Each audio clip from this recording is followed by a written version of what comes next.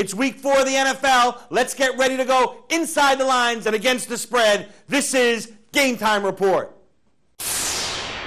Game Time Report is the only football pregame show that goes inside the lines and against the Las Vegas spread. Hosted by sports gambling pioneer Steve Boudin, the father of offshore gambling and CEO of the world's largest sports pick conglomerate. Game Time Report features industry expert Brandon Lang, whose life as a professional gambler was immortalized in the Hollywood blockbuster 2 for the Money. No limits, no rules, no excuses. This is Game Time Report.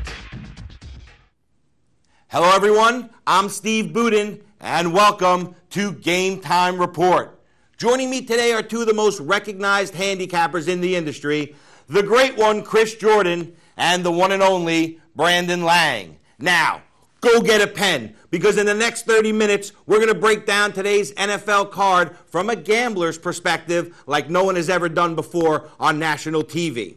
Are you ready? Let's get down to business. It's week 4, a week that historically has been tough to win as a gambler.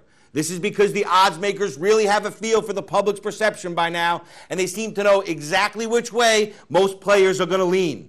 In today's first featured game, the Green Bay Packers are getting 1.5 in Tampa Bay, where this Buccaneers team has to be fired up over their last 2 wins against Atlanta and Chicago. Now, let's be honest. The Packers, they look dead against the Cowboys, arguably the best team in the NFC, if not the whole NFL.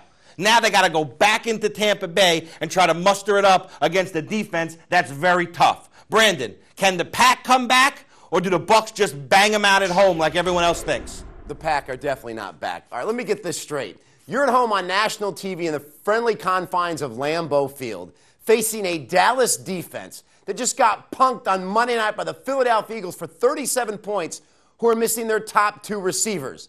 And you struggled to score points all night. As head coach Mike McCarthy and Aaron Rodgers both said, our offense is not where we would like it to be right now. You're saying that in week 3? They really didn't look great against Minnesota in game 1. Yeah, they went to Detroit and pounded a Lions team, but even then their defense blew a 21-0 lead. And if John Kitna doesn't throw the wrong receivers in the third quarter, they may have lost that football game. I think everybody overrated this Green Bay team off the Minnesota win on Monday night. And now they're going down to Tampa Bay, Chris, to face an even tougher defense where quarterbacks go to die. Bottom line, if Aaron Rodgers died against the Dallas Cowboys on Sunday night, he will die the same death against a better defense in Tampa Bay. Chris, Tampa Bay rules. Brandon, you and I have talked a number of times about John Gruden, and what we've always said is he promotes tenacity from his players on both sides of the ball. And what we've seen from Tampa Bay is that defense still wins ball games. Look, the fact Dallas exposed how to get to Aaron Rodgers, giving the rest of the league a blueprint of how to blast through the line, force Rodgers into committing costly mistakes, I have no problem in laying a slim number with the Buccaneers. Hey, I like this kid, Greg White. An unheralded defensive end. He's quietly become one of the club's best pass rushers. Last season, a limited role, 8 sacks. He already has 3.5 this season. White's going to try to add to that number against a Packers team that gave up 5 sacks to the Cowboys. Tampa Bay 6-2 against the spread when laying chalk at home since last year. I like Tampa Bay to get it done. General consensus on the panel when it comes to the Bucs defense, it's nobody move, nobody get hurt. All right, let's go to the second game on the board today. The Tennessee Titans are favored by a 3 spot at home against the Minnesota Vikings. Tennessee continues to surge with Kerry Collins leading the Charger quarterback, while the Vikings are just 1-2, and despite winning with Gus Frerotte last week, there are still a lot of unanswered questions about this offense. Chris, you've been a consistent critic of both of these teams since the beginning of preseason. Now that they got a chance to match up with each other, how do you find the value in this game? Well, if someone would have told me I'd be considering the Titans as the best team in the AFC after the first 3 weeks, I would have told that person to pour me a glass of whatever he was drinking. Seriously, Tennessee with Kerry Collins, well, make no bones about it, along with the Bills, there isn't another team in the league that has impressed me more than Tennessee. The Titans have now won 6 straight dating back to last season, while they produced 16 of the last 20 times they've scored 20 points or more. Can they get it done this week? Absolutely. I don't see how the Vikings can come to Tennessee and even think about challenging a team that is clicking on all cylinders right now. This number is a complete joke. Tennessee, 7-0 against the spread in September, 4-1 against the number. The last 5 versus losing teams. B, I like Tennessee here.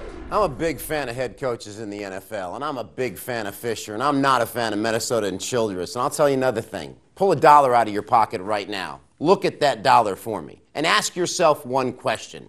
Do I trust Gus Frerotte with this dollar on Sunday against this Titans defense? Because, Chris, I'll be honest with you. I don't trust him at all. And if you shut down Peterson, where does this game fall into whose hands? It falls into the hands of Gus Frerotte making plays against this Tennessee Titan defense, which right now is ranked first in the NFL, allowing single-digit points this year. Oh, my. It's a quarterback league. Quarterback feels pressure, he succumbs. And the last time I saw Gus Frerotte, didn't he pound his head in the goalpost and get a little strained neck? Way to be smart, Gus. Chris, Tennessee big. And I tell you what, if it falls in Gus Ferrotte's hands, he's going to fall right on his keister because Tennessee's defense is not going to play around at home. Absolutely. When it comes to confidence, when it comes to Gus Frerotte, there simply is not a lot, especially on this panel. Next up is a game that would ordinarily be the game of the day. But when you look at this line, you realize a lot has changed in the NFL over the years. The Cowboys are a double-digit favorite, laying 11 points at home against the Redskins. Brandon, I know you hate big favorites. How do you see this one going down? Still not sold on the Dallas Cowboy defense. I still feel they can't play dead in a Western. And the defense you saw in Green Bay, that was more of a Packer offense, making that defense look a lot better than it really is. Chris, Washington looked horrible on that Thursday night game against the New York Giants. Terribly offensively. But you give an NFL team 10 days to prepare for the next football game, and they're going to find it. And that's exactly what's happened to Jason Campbell in this West Coast offense. Saints came to town, threw for 317 yards, took care of New Orleans. And then Arizona came to town, the undefeated Arizona Cardinals, and they took care of them as well. I like what this offense has shown me. And although I don't know if they have the horses to win this game outright, I will take double-digit conference road dogs all day long, and that's what Washington is here. You've got to be able to play great defense for 60 minutes to cover a double-digit number.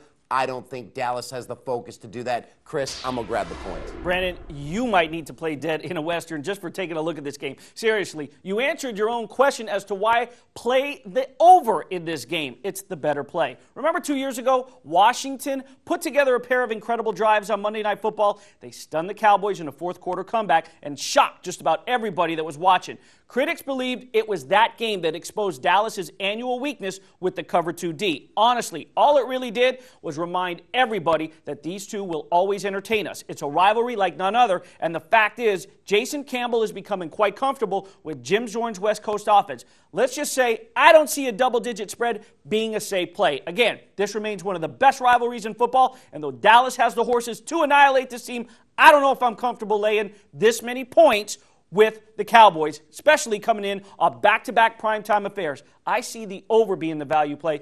Things are starting to heat up here, but we're going to take a quick break now. When we return, we'll answer your emails in our Ask the Experts segment. Don't go anywhere.